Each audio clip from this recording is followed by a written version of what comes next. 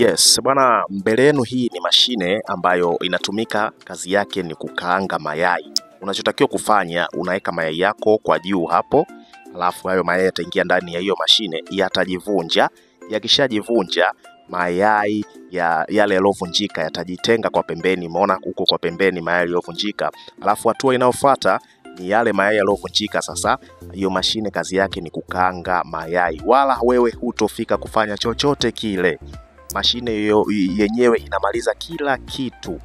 Kwa hiyo hii tunashumu kama stationary. Umeenda stationary, zile mashine za kutoa copy. So iko design kama hivi. Kwa kweli wenzetu teknolojia iko mbele sana. So hii mashine tunatarajia kuileta katika kampuni yetu ya Lifetime Store. Tuna bidhaa nyingi sana za kielektroniki. Cha msingi wasiliana nasi kupitia nambari hizo hapo chini kwenye video.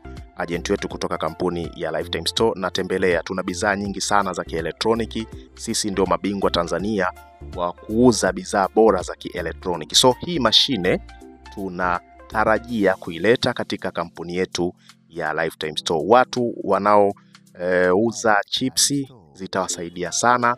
Zitawasaidia watu wako kwenye mahoteli na shughuli mbalimbali ambazo zinatumia mayai. Hii mashine ni best. Ndio maana kampuni yetu imewaza hilo na kuwaza kuileta, kuanza kuziuza Tanzania. So cha msingi tutembelee katika peji zetu za Instagram kwa jina la Lifetime Store TZ na WhatsApp kwa nambari hizo hapo chini. Zote ni namba za ofisi za WhatsApp.